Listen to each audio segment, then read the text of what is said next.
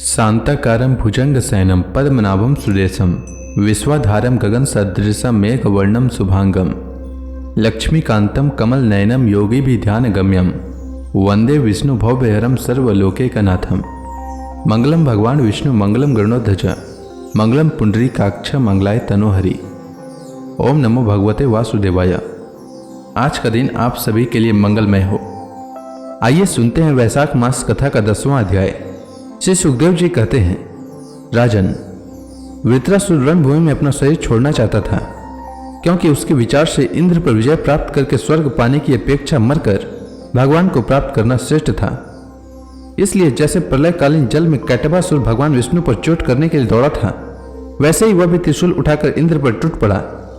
वीर वृत्रासुर ने प्रलयकालीन अग्नि की लपटों के समान तीखी नोकों वाले त्रिशूल घुमाकर बड़े वेग से इंद्र पर चलाया और अत्यंत क्रोध से सिंहनाद करके बोला, पापी इंद्र, अब तू बच नहीं सकता। इंद्र ने यह देखकर कि वह भयंकर त्रिशूल ग्रह और उल्का के समान चक्कर काटता हुआ आकाश में आ रहा है, किसी प्रकार की अधीरता नहीं प्रकट की और उस त्रिशूल के साथ ही वासुकी नाग के समान वृत्रासुर की विशाल भुजा अपने 100 गांठों वाले वज्र से काट डाली। एक बांह कट जाने पर वृत्रासुर को बहुत क्रोध हुआ। उसने वज्रधारी इंद्र के पास जाकर उनकी ठोड़ी में और गजराज इरावत पर परिघ से ऐसा प्रहार किया कि उनके हाथ से वह वज्र गिर पड़ा। वृत्रासुर के इस अत्यंत अलौकिक कार्य को देखकर देवता, असुर, चारण, सिद्धगण आदि सभी प्रशंसा करने लगे, परंतु इंद्र का संकट देखकर वही लोग बार बार हाय हाय कहकर चिल्लाने लगे। परीक्षित, वह वज्र इंद्र के हाथ से छूटकर वृत्रासुर के पास ही जा पड़ा था, इसलिए लज्जित होकर इंद्र ने उसे फिर नहीं उठाया। तब वृत्रासुर ने कहा, इंद्र, तुम वज्र उठाओ, अपने शत्रु को मार डालो। यह विवाद करने का समय नहीं है। देखो, सर्वज्ञ, सनातन, आदि पुरुष भगवान ही जगत की उत्पत्ति, स्थिति और प्रलय करने में समर्थ हैं। उनके अतिरिक्त देहाभिमानी और युद्ध के लिए उत्सुक आतताइयों को सर्वदा जय ही नहीं मिलती।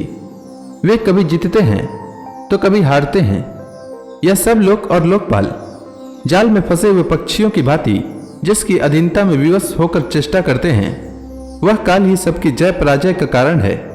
वही काल मनुष्य के मनोबल, इंद्रिय बल, शरीर बल, प्राण, जीवन और मृत्यु के रूप में स्थित है। मनुष्य उसे न जानकर जड़ शरीर को ही जय पराजय आदि का कारण समझता है। इंद्र जैसे काठ की पुतली और यंत्र का हरिण नचाने वाले के हाथ में होते हैं, वैसे ही तुम समस्त प्राणियों को भगवान के अधीन समझो। भगवान की कृपा प्रसाद के बिना पुरुष, प्रकृति, महतत्व, अहंकार, पंचभूत, इंद्रियां और अंतःकरण चतुष्टय एक कोई भी इस विश्व की उत्पत्ति आदि करने में समर्थ नहीं हो सकते। जिसे इस बात का पता नहीं है कि भगवान ही सबका नियंत्रण करते हैं, वही इस परतंत्र जीव को स्वतंत्र कर्ता भोक्ता मान बैठता है। वस्तुतः स्वयं भगवान ही प्राणियों के द्वारा प्राणियों की रचना और उन्हीं के द्वारा उनका संहार करते हैं। जिस प्रकार इच्छा न होने पर भी समय विपरीत होने से मनुष्य को मृत्यु और अपयश आदि प्राप्त होते हैं, वैसे ही समय की अनुकूलता होने पर इच्छा न होने पर भी उसे आयु, लक्ष्मी, यश और ऐश्वर्य आदि भोग भी मिल जाते हैं। इसलिए यश अपयश, जय पराजय, सुख दुख, जीवन मरण, इनमें से किसी एक की इच्छा अनिच्छा न रखकर सभी परिस्थितियों में समभाव से रहना चाहिए। हर्ष शोक के वशीभूत नहीं होना चाहिए। सत्व, रज और तम ये तीनों गुण प्रकृति के हैं, आत्मा के नहीं। अतः जो पुरुष आत्मा को उनका साक्षी मात्र जानता है, वह उनके गुण दोष से लिप्त नहीं होता। देवराज इंद्र, मुझे भी तो देखो, तुमने मेरा हाथ और शस्त्र काटकर एक प्रकार से मुझे परास्त कर दिया है, फिर भी मैं तुम्हारे प्राण लेने के लिए यथाशक्ति प्रयत्न कर ही रहा हूं। यह युद्ध क्या है? एक जुए का खेल। इसमें प्राण की बाजी लगती है, बाणों के पासे डाले जाते हैं और वाहन की चौसर है। इसमें पहले से यह बात नहीं मालूम होती कि कौन जीतेगा और कौन हारेगा। श्री सुखदेव जी कहते हैं, परीक्षित, वृत्रासुर के इस सत्य और निष्कपट वचन सुनकर इंद्र ने उनका आदर किया और अपना वज्र उठा लिया। इसके बाद बिना किसी प्रकार का आश्चर्य किए मुस्कुराते हुए वे कहने लगे। देवराज इंद्र ने कहा, अहो दानवराज, सचमुच तुम सिद्ध पुरुष हो, तभी तो तुम्हारा धैर्य, निश्चय और भगवत भाव इतना विलक्षण है। तुमने समस्त प्राणियों के सुहृद आत्म स्वरूप जगदीश्वर की अनन्य भाव से भक्ति की है। अवश्य ही तुम लोगों को मोहित करने वाली भगवान की माया को पार कर गए हो, तभी तो तुम असुरोचित भाव छोड़कर महापुरुष हो गए हो। अवश्य ही यह बड़े आश्चर्य की बात है कि तुम रजोगुणी प्रकृति के हो तो भी विशुद्ध सत्व स्वरूप भगवान वासुदेव में तुम्हारी बुद्धि दृढ़ता से लगी हुई है। जो परम कल्याण के स्वामी भगवान श्री हरि के चरणों में प्रेममय भक्ति भाव रखता है, उसे जगत के भोगों की क्या आवश्यकता है। जो अमृत के समुद्र में विहार कर रहा है, उसे क्षुद्र गड्ढों के जल से प्रयोजन ही क्या हो सकता है। श्री सुखदेव जी कहते हैं, परीक्षित, इस प्रकार योद्धाओं में श्रेष्ठ महाप्रक्रमी देवराज इंद्र और वृत्रासुर धर्म का तत्व जानने की अभिलाषा से एक दूसरे के साथ बातचीत करते हुए आपस में युद्ध करने लगे।